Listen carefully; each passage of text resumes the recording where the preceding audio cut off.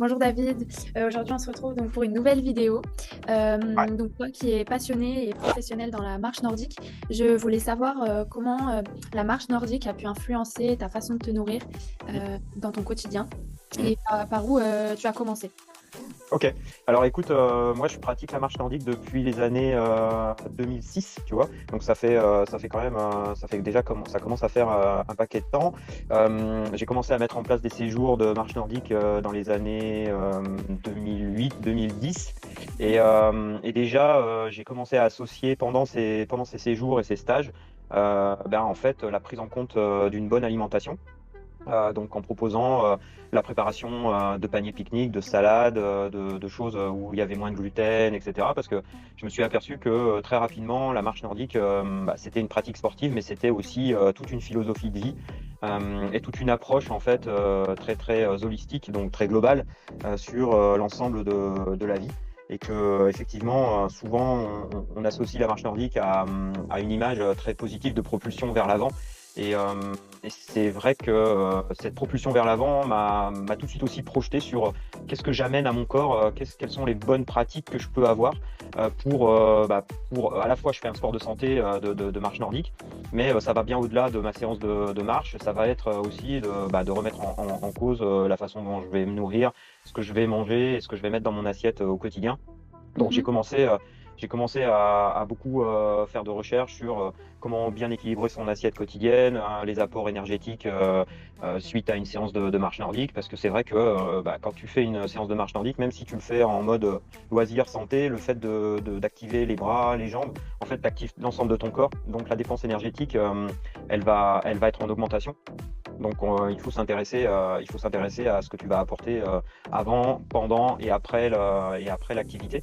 Donc du coup cet intérêt il est monté croissant et puis, en 2015, j'ai rencontré, des personnes qui étaient, très impliquées dans le triathlon, et qui, dans cette pratique-là ont beaucoup plus d'expérience aussi, en termes de prise en compte de ce qu'ils mangent, comment ils boivent et cetera, pendant, avant et après leurs épreuves. Et du coup, on Oui. a beaucoup, beaucoup échangé. Ça a remis en question beaucoup de choses. C'est là aussi que j'ai découvert que c'était intéressant de pouvoir apporter des compléments alimentaires. Alors, pas n'importe lesquels, hein, parce que moi, j'ai tout de suite été très sensibilisé à tout ce qui était plutôt à base de végétaux, plutôt aussi à base, je dirais, de sources européennes et en tout cas au plus près des lieux de production. Donc ça, c'était vraiment des choix voulus en fait. Donc voilà, que ça a commencé comme ça. Du coup, depuis, moi je me rends compte que mes assiettes, elles sont de plus en plus variées. Avec aussi, je travaille beaucoup sur les couleurs des assiettes, que ça soit le matin, le midi ou le soir. Et puis du coup, ça a aussi impacté l'ensemble de notre façon de manger en famille. Parce que aujourd'hui, c'est devenu, tu vois, la marche nordique a complètement infusé l'ensemble de notre vie familiale. Alors c'est vrai que j'ai la chance d'avoir une compagne qui pratique aussi ce sport et qui a utilisé aussi ce sport pour être en santé. Et tu vois, par exemple, dans toute l'approche des naissances des enfants et tout ça, de garder la forme pendant les périodes de maternité, et cetera. Donc ça a été aussi des vrais choix de vie et ça a beaucoup impacté notre façon de voir la nutrition et de l'approcher. Donc du coup, aujourd'hui, c'est vrai que à la fois la marche nordique est une activité qui soutient notre forme, notre quotidien, notre santé, mais Mhm. aussi impact sur effectivement notre nutrition et notre façon d'apporter les bons nutriments avec une démarche de produits frais, de produits locaux. Voilà, on fait le marché une fois par semaine. On choisit nos menus, on essaie de construire avec cet esprit justement holistique qui en fait transpire de notre activité physique, sportive, qui est la marche nordique. D'accord.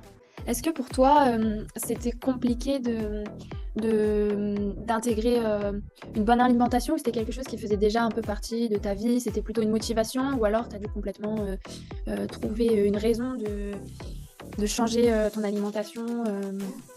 Non, c'est vrai que dans mon éducation et dans ma vie en général, j'ai toujours été influencé par je dirais les choses entre guillemets.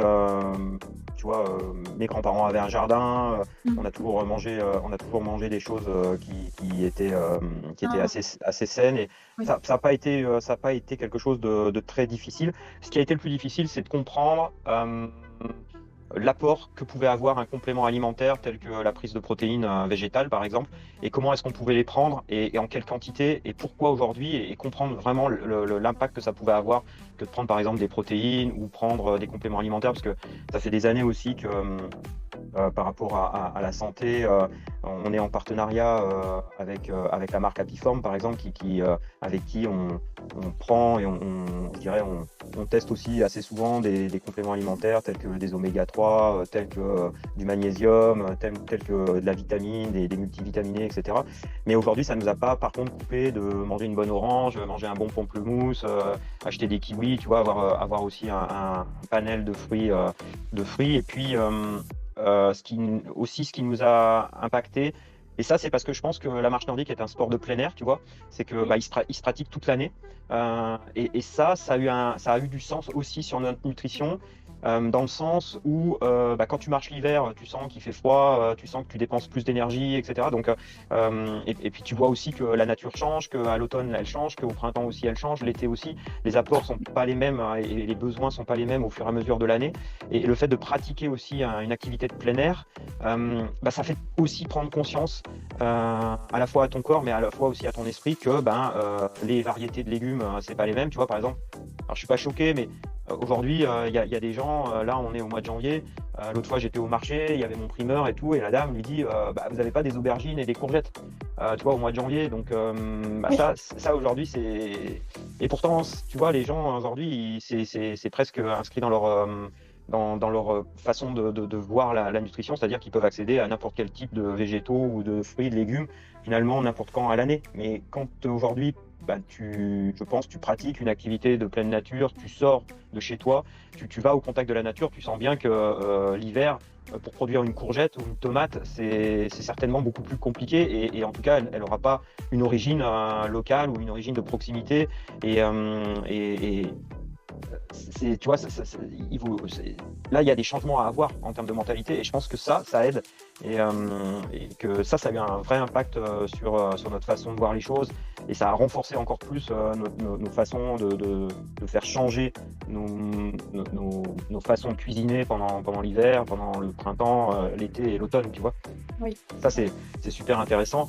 Et tu vois, par exemple, c'est vrai que on a aussi des fois la chance de pouvoir aller à La Réunion au mois d'octobre et novembre, et c'est vrai que c'est la période des fruits, etc.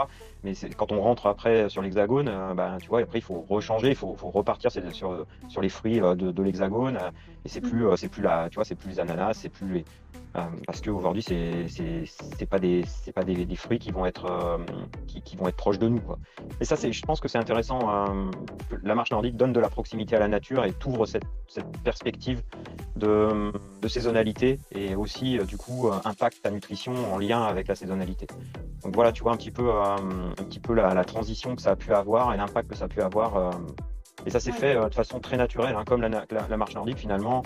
C'est un mouvement très naturel des bras et des jambes, hein. Il faut pas chercher midi à 14h. Il y a plein de gens qui te vendent des méthodes et tout ça, mais aujourd'hui c'est la naturalité du mouvement qu'il faut aller chercher, et c'est ton caractère naturel d'humain en fait que tu vas retrouver à travers la marche nordique. En tout cas, moi, c'est véritablement mon approche, et c'est pour ça aussi que j'adhère assez peu à des grands mouvements, et tu vois, je revendique assez peu d'écoles ou de choses comme ça. Moi, c'est pas du tout ma philosophie. Moi, je suis très proche de la nature et de mon corps, et je regarde comment il fonctionne et comment mes bras et mes jambes bougent, et ce que ça a comme impact sur mon corps et sur mon spirit, ma respiration, et ma nutrition, mon sommeil, etc., etc., tu vois. Donc, Mmh. euh, donc voilà un petit peu la philosophie que à la fois la marche nordique et la nutrition englobent aujourd'hui chez moi. Très Je suis bien. ravi de répondre à cette question, parce que pas forcément une question qui est souvent abordée, cet impact que peut avoir la marche nordique sur l'environnement que l'on a au quotidien, tu vois. Oui, c'est intéressant de parler un peu du respect de la nature à travers ton alimentation, qui respecte les saisons. Bah oui, toi qui voyages par exemple, je pense que es bien consciente de ça. C'est-à-dire si tu pars là demain en Thaïlande, tu vas pas manger les mêmes choses et parce que c'est Oui. pas la même saisonnalité. Là-bas, on va être plus aujourd'hui, on est plus de l'autre côté de l'hémisphère, on est en été, donc les fruits et les légumes seront pas les mêmes et tu vas pas chercher à manger, à continuer à manger des Mm. choses qui existent chez toi en France si tu es en Thaïlande, tu vois. Donc il faut chercher à aller manger du produit local. C'est pour ça aussi que quand je pars avec des groupes à l'étranger ou à d'autres endroits, je cherche les productions locales, je cherche à m'intéresser à ce qu'ils font à manger, tu vois, utiliser le manioc par exemple, utiliser, tu vois, il y a plein de choses aujourd'hui qui sont intéressantes dans chaque culture et qui apportent des nutriments, je dirais, similaires à ce qu'aujourd'hui on peut trouver chez nous dans nos jardins et dans nos marchés, quoi. Oui, d'accord. C'est vrai, c'est Voilà. une adaptation culturelle un petit peu. Ouais, puis c'est c'est une belle école de vie et de, tu vois, de philosophie de vie aussi. C'est un peu ça aussi, l'esprit de marche nordique. Je pense que c'est aussi ce qu'a voulu aussi insuffler la naissance de cette pratique, tu vois. Oui. Et soyons proches aussi de la nature. On est en extérieur, on est en plein air. Mhm. Tu vois, des fois, j'entends des marcheurs qui me disent, ouais, l'hiver, on a du mal à s'échauffer, mais finalement, l'échauffement, l'hiver, il compte encore plus, et d'autant plus qu'on a des températures qui peuvent être froides. Donc, il faut prendre le temps d'échauffer son corps. Et donc, la vigilance, par exemple, sur l'échauffement l'hiver doit être encore plus rigoureux que finalement des périodes où c'est beaucoup plus presque Mhm. euh, agréable pour s'échauffer, mais l'échauffement, bon, on pourra en reparler, mais en tout cas, c'est vraiment quelque chose d'important l'hiver quand il fait bien froid et bien se nourrir aussi avant, pendant l'hydratation. Voilà, tu vois, c'est fondamental, quoi. Ouais. D'accord. Bah, en tout cas, merci d'avoir répondu à ma question. Bah, écoute, merci Elsa. Est-ce que tu peux nous rappeler la prochaine fois que tu fais un bain froid? Oui, alors ouais, c'est vrai que rendez-vous le samedi 1er février à la plage de Brison-Saint-Innocent, le matin. On fera un D'accord. bain froid avec tout un rituel et justement je propose à la sortie du bain une petite collation que je prépare justement en lien avec ce bain. Donc tu vois, j'associe aussi les activités euh, que je mets en place avec l'approche nutritionnelle et pour que les gens puissent aussi à la fois bénéficier du bain et aussi d'une collation que j'aurais préparée. D'accord. Ok, super. Bon, bah, on Merci attend Elsa. avec impatience le 1er février. Ouais, Merci. super. Merci À à toi et puis je te dis à bientôt. à bientôt.